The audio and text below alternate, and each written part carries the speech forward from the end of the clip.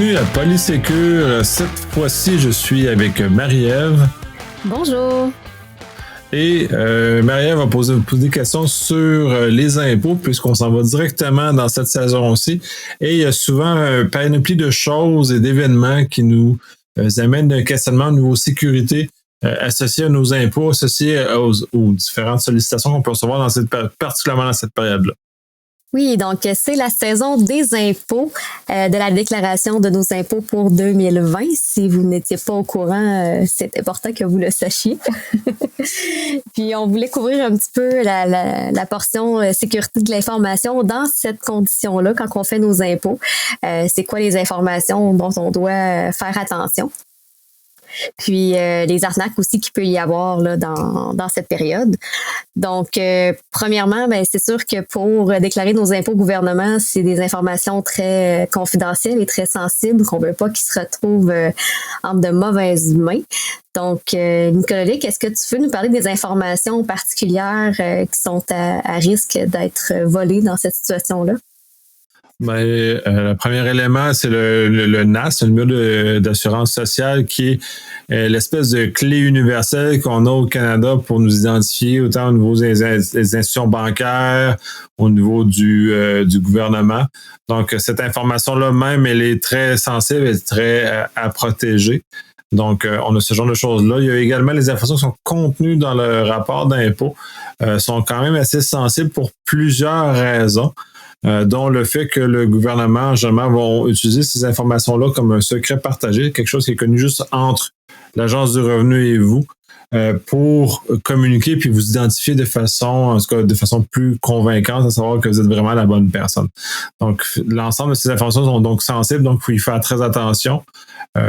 Puis d'un point de vue plus technique, si on veut, on va un peu plus loin.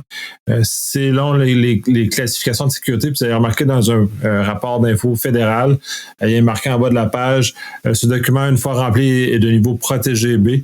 C'est l'équivalent d'un document qui est quand même assez sensible, donc qui est conseillé au niveau du gouvernement comme étant fédéral, du moins là, au provincial, utiliser des stratégies différentes pour qualifier.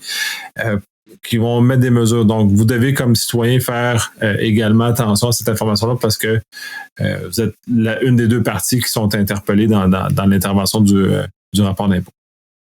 Puis, quand on parle d'informations de secrets partagés, là, c'est quand ils nous demandent habituellement là, à telle ligne dans ton rapport d'impôt de 2019, par exemple, quelle était cette valeur. Comme ça, il confirme que vous êtes bien la personne qui a fait votre rapport d'impôt 2019 aussi, donc que vous êtes la bonne personne. Là, tout à fait.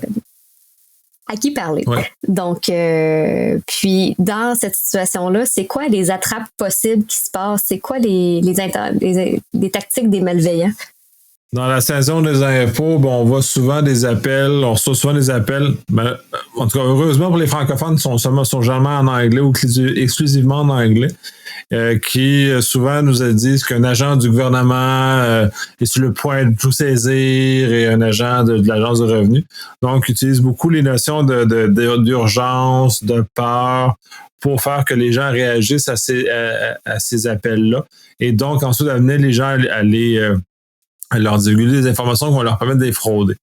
Je n'ai pas été jusqu'au bout de l'exercice, j'ai aucune idée de l'information qu'ils vont aller chercher à travers ça.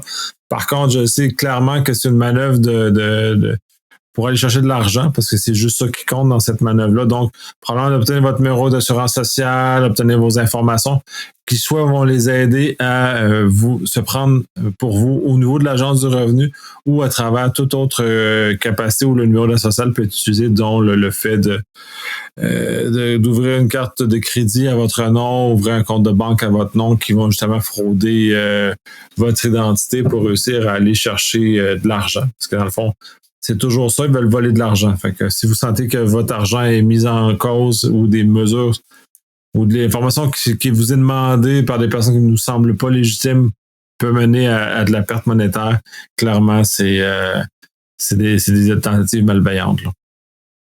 J'ai quand même entendu quelques témoignages là, d'appels frauduleux qui étaient quand même convaincants, qui avaient un ton menaçant, puis des menaces quand même valides là, que certaines personnes quand même informées, quand même alertes se sont fait avoir. Là, fait que c'est pas toujours tout noir et blanc. Là. C'est sûr qu'on peut se faire appeler par le gouvernement puis que c'est legit. Là, on peut parler à un agent, on peut demander son numéro et tout ça. Là. Mais ils sont généralement moins menaçants dans leur approche parce qu'en tout cas, du moins d'un point de vue fédéral, en tout cas pour les occasions que j'ai eues à discuter avec avec l'Agence du revenu, sont beaucoup plus humains dans leur approche, sont moins sur la pression, moins sur l'urgence, sont plus dans un contexte de négociation minimale, en tout cas dépendant de ce que vous avez comme relation avec l'Agence du revenu. Vous ne sont pas dans un contexte où de saisie ou d'urgence. Puis de toute façon, ce qui est important de savoir aussi, c'est que s'ils ont vraiment à saisir, c'est pas l'Agence du revenu qui va vous appeler, ça va être un huissier. Fait que c'est pas le même genre d'individu. Ce genre de personnes-là vont se présenter physiquement à votre résidence pour de mener à bien le mandat qui lui a été livré, soit de saisie, soit de vous livrer une lettre ou un document qui vous oblige à vous présenter en cours, par exemple, ce genre de choses. En fait. Ça ne se passe pas par téléphone, c'est pas un individu agressif, souvent méchant, ou qui va mettre de la pression sur vous, qui va faire ça. On est plus dans une structure de vente à pression que dans un concept de collecter de l'argent qui est dû à l'Agence du revenu. Puis à la limite, c'est dans le grand schéma des choses, puis je suppose que vous n'êtes pas là-dedans, mais s'il y avait vraiment un lieu d'une fraude ou il y avait vraiment un lieu d'un élément comme ça plus illégal dans ce qui vous est reproché, c'est pas l'Agence du revenu qui va venir, c'est soit un enquêteur du revenu ou un agent de la GRC ou de la police qui va venir vous solliciter. Fait qu'on n'est pas exactement dans la même zone. Et encore une fois, pas par téléphone. Généralement, ils vont venir vous payer une visite qui doit être sûrement pas agréable par ailleurs, là, mais on n'est pas dans le même univers. Là. Donc, à moins que vous ayez vraiment un état de culpabilité, que vous ayez vraiment oublié de payer quelque chose au gouvernement, et même encore là, ils vont même vous donner beaucoup de chance pour que vous offrez la possibilité de payer.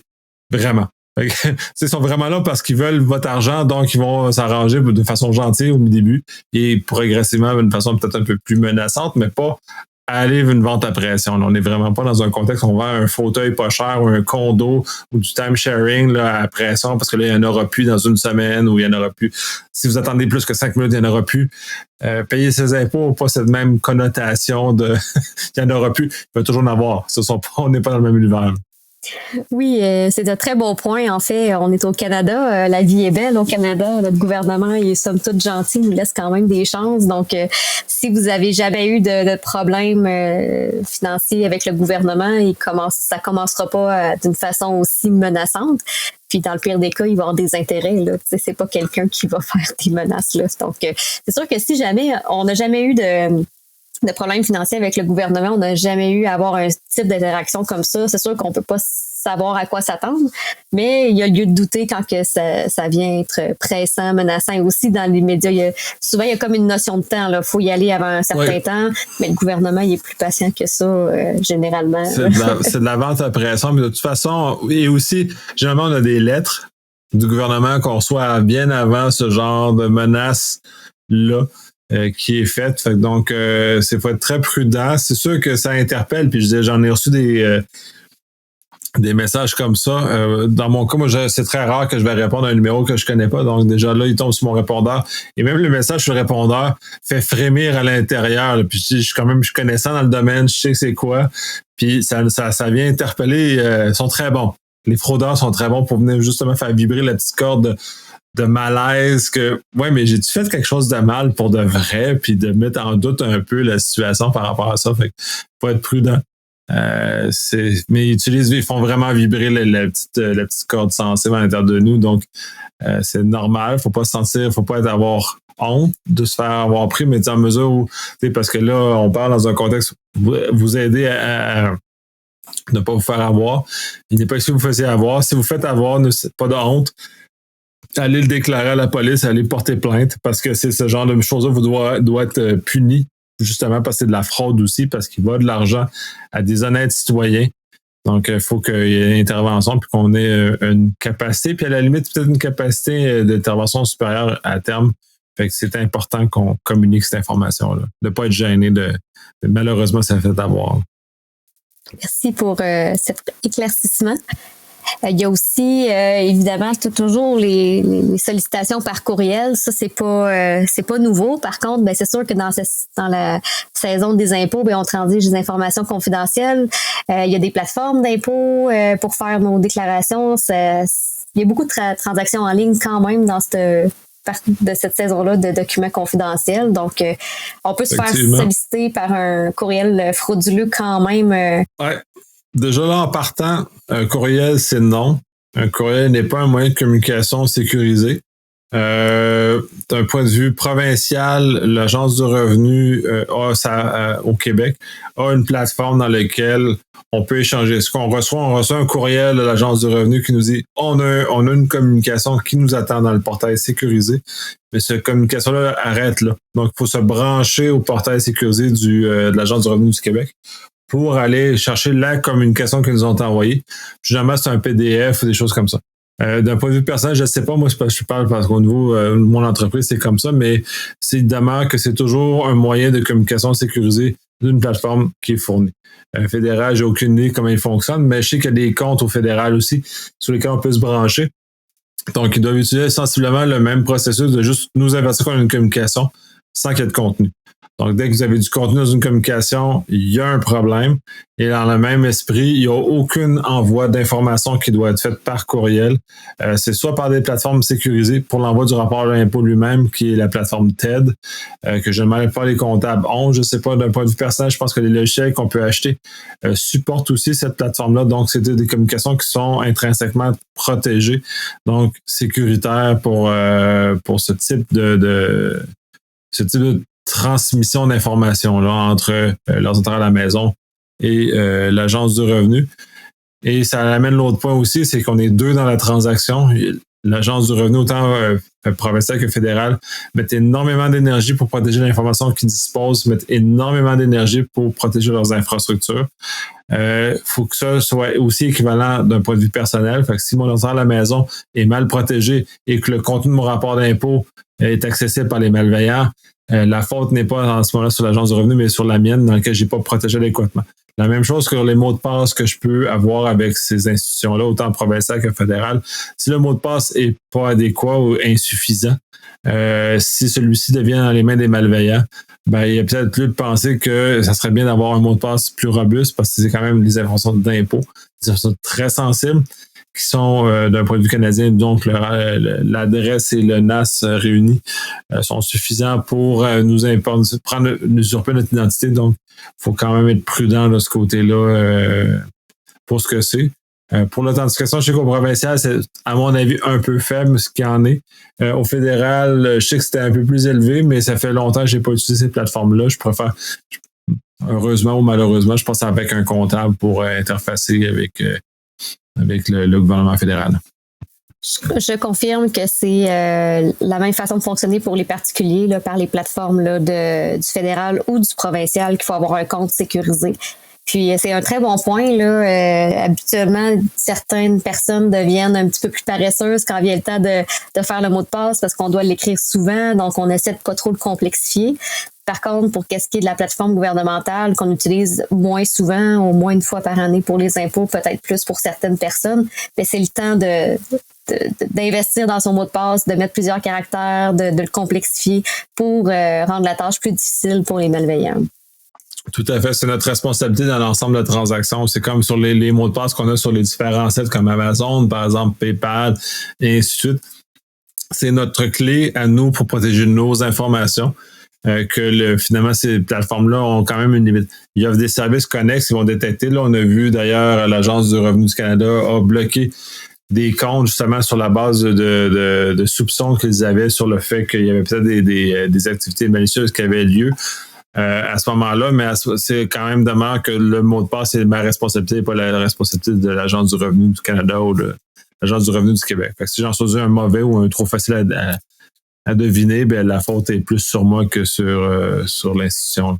Donc, c'est un peu, ça aussi, il faut un peu se responsabiliser comme citoyen dans ces circonstances-là.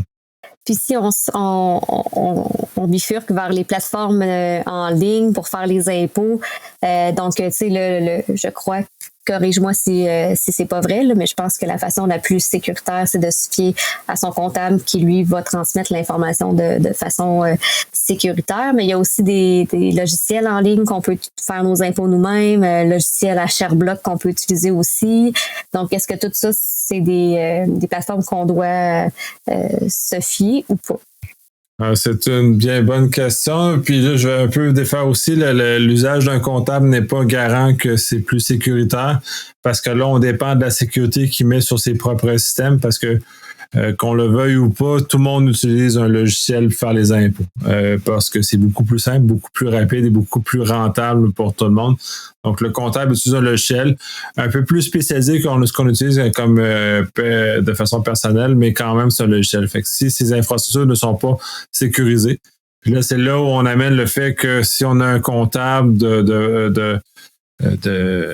j'allais dire de fond de sous-sol sans être péjoratif, là, je ne vais pas dénigrer ça, mais il y a des gens qui font ça sur la slide, disons, en plus dans un contexte comme ça, qui peut-être n'investissent pas comme les vrais bureaux comptables dans lesquels ils ont une activité beaucoup plus structurée, vont mettre une énergie, peut-être pas le même niveau d'énergie au niveau de la protection des informations qu'ils disposent, les logiciels de sécurité, la surveillance et tout ce que ça comporte là, comme nécessité de protéger l'information. Donc, d'un point de vue, là, quand on délègue à un tiers comptable, c'est ça qu'il faut se préoccuper. Assurez-vous à ce moment-là que votre comptable a des mesures de sécurité, au minimum c'est un peu de ce que vous parlez de sécurité quand vous allez lui jaser là, pour savoir ce qu'il fait comme mesure, puis qu'il n'y a pas de négligence de ce côté-là. Surtout dans un contexte où les rançons logicielles, bref, on a d'autres épisodes qui en discutent, là, mais tout le fait des rançons logicielles aussi peut les affecter eux autres aussi. Donc, faire fuiter leurs informations. Pour ce qui est des plateformes en ligne, ce qui est la deuxième partie de ta question, tu parlais de ShareBlock, probablement la plupart des logiciels s'offrent en version en ligne, en version client lourd. C'est sûr que ces compagnies-là vont favoriser l'usage des versions en ligne parce que pour eux, ça leur coûte beaucoup moins cher le développement, c'est beaucoup plus favorable, c'est beaucoup plus simple et rentable pour eux autres. Donc, eux autres ont un incitatif à nous amener dans cette direction-là. Là, c'est comme confier nos informations personnelles à un tiers. De ce que j'en connais, ces compagnies sont réputées. Fait que j'ai à leur face même, je penserais qu'ils sont suffisamment sécurisés, qui font suffisamment attention à nos informations et qui mettent les mesures adéquates en place. Mais encore là, c'est quand on délègue à un tiers, là, on peut pas, faut faire confiance jusqu'à un certain point qui est capable de protéger et mettre adéquatement. Fait que là, il y a une zone peut-être de confort personnel par rapport à ce genre de choses-là. Comme professionnel en sécurité, j'ai un malaise. Je n'utilise pas ces plateformes-là. Je mentionnais, j'utilise un comptable. De mon statut particulier fait que mes infos sont plus complexes. Donc, pour moi, ingérable pour moi à travers ce genre de logiciel-là. Donc, c'est comme ça. Sinon, j'aurais utilisé un logiciel que j'aurais acheté justement pour conserver les informations chez moi, mais ça, c'est mon degré de nervosité de professionnel. Puis je vois tellement d'informations que leur service ne me rassure pas parce qu'ils ne me donnent pas les signaux qui sont nécessaires, mais à leur face même, je peux pas dire qu'ils sont pas sécuritaires. Là. Oui, c'est vrai qu'on connaît tous quelqu'un là, dans notre entourage qui se débrouille un petit peu plus avec les impôts, qui s'offre de les faire des fois pas cher, ou des étudiants, des fois qui l'offrent de le faire pas cher pendant leurs études, des étudiants en comptabilité. Ben, c'est sûr que ces personnes-là sont à leur bureau personnel à la maison, avec leur sécurité personnelle à la maison, des fois qui est moins élaborée en fait, souvent, qui est moins élaborée qu'en entreprise. Donc, c'est sûr que oui, il y a un plus grand risque parce qu'il n'y a pas des grandes infrastructures qui supportent la transmission des données. Fait que c'est un très bon point. Puis, pour revenir pour qu'est-ce qui est logiciel, juste pour être certaine, là, quand on parle de logiciel lourd. Donc, mettons, moi, je veux faire mes impôts en ligne. J'utilise une plateforme que je le fais sur Internet, je l'envoie. Ça, c'est moins sécuritaire que si j'avais vraiment téléchargé une application sur mon ordinateur puis j'avais fait mes impôts avec ça. J'ai peut-être mal compris. C'est pas une question d'être plus ou moins sécuritaire. C'est que les efforts de sécurité qui sont mis en place par le fournisseur son X, fait que lui va protéger les informations qu'il va reposer, qu'il va être stocké dans ses systèmes. Au niveau de la transmission, ça, il n'y a aucun défi, que ce soit un logiciel à la maison, acheter, qu'on aime s'installe sur notre ordinateur ou l'usage de la plateforme en ligne, la transmission est sécurisée. Le niveau, c'est le stockage, parce que ces compagnies vont stocker pendant un temps nos informations, comme on va stocker une copie de notre rapport d'impôt sur notre ordinateur à la maison. Là, l'autre point par rapport à ça, puis c'est là un peu aussi je vais défaire ce que j'ai dit, puis ce qui est aussi très intéressant à considérer dans l'ensemble, c'est que moi, c'est sûr que mon ordinateur à la maison, il est d'un grade probablement entreprise en termes de sécurité parce que je travaille dans ce domaine-là, je suis familier avec ça, fait que j'ai les derniers outils, les dernières options, j'ai un paquet de panoplie de mesures qui me permettent de garantir que j'ai un grade d'entreprise. Et même encore même avec un grade d'entreprise, je suis même pas sûr que mes informations sont bien protégées. Ça, c'est une chose. Si on garde l'ordinateur à la maison, puis probablement comme le tien, Marie-Ève, le niveau de sécurité est probablement beaucoup plus faible. Et à ce moment-là, il est beaucoup plus propice à ce que tu fuites ton information de ton ordinateur personnel que les compagnies, eux, vont fuiter ton information parce qu'eux autres vont avoir des gens spécialisés en sécurité, des choses comme ça. Fait que pour peut-être une personne un peu moins connaissante en sécurité, effectivement, un service en ligne est équivalent ou même meilleur en termes de sécurité de l'information, de la protéger. Pour un professionnel en sécurité, le fardeau est différent parce que là, on est habilité, on a les connaissances, on est dans notre domaine. Là, c'est autre chose. Puis encore là, si je le dis sans gêne, je suis même pas sûr que mon ordinateur est 100% protégé. C'est sûr que je peux avoir oublié un ou deux éléments. Là, c'est pas. Donc, c'est très compliqué. Merci de la clarification. Là. Je comprends plus la notion de stockage de données. Donc, pour une personne avec un réseau domestique, le service en ligne est quand même intéressant. Puis, de toute façon, la sécurité optimale à 100% n'existe pas puisqu'il y a toujours un nouveau risque, il y a toujours quelque chose qui se réinvente. Donc, ça m'aurait surpris que tu me dises que tu es confiant à 100%. Absolument pas, même si je mets beaucoup d'énergie, ce genre de choses-là, mais jusqu'à un certain point aussi, puis ça, ça va probablement faire sourire plusieurs, c'est coordonnées mal chaussées. Les gens en sécurité sur leurs propres appareils personnels sont pas nécessairement à la même hauteur que qu'est-ce qu'ils prodiguent dans leurs emplois de jour, mettons. Pour avoir plusieurs de mes pairs, ça, puis je fais un effort particulier, mais qui est peut-être pas à la même hauteur que ce que je fais pour moi, mes différents clients. Là. Ah, évidemment, il y a une question de ressources aussi. Là, en entreprise, on est quand même payé à temps plein quand on est professionnel là-dedans pour faire ça. On n'est pas payé à temps plein chez soi pour faire ça non plus. Puis on a d'autres obligations. Il y a une autre notion de ressources aussi qui est en ligne de compte. Là. Moi, je pense que ça faisait pas mal le tour de mes questions pour essayer de couvrir un petit peu le sujet des impôts. Est-ce que tu voulais rajouter autre chose, Nicolas Lake? J'ai rien à rajouter. On a fait un très grand tour de roue. On a abordé beaucoup de choses. Puis comme toujours, ça va être aussi sur la base des questions qu'on va recevoir. Donc, si vous avez des questions ou des précisions à obtenir, parce que on parle de cas généraux, c'est sûr que j'imagine que vous pouvez avoir des cas de figure qui sont beaucoup plus précis que ce qu'on a abordé. Donc, sur la base de vos questions, mais sinon, rien d'autre. Tes questions sont très complètes. Merci. Donc, n'hésitez pas à nous envoyer vos questions, vos idées de sujets pour qu'on puisse les traiter dans le prochain épisode. Et sur ce, je vous dis à la prochaine. Merci, à la prochaine.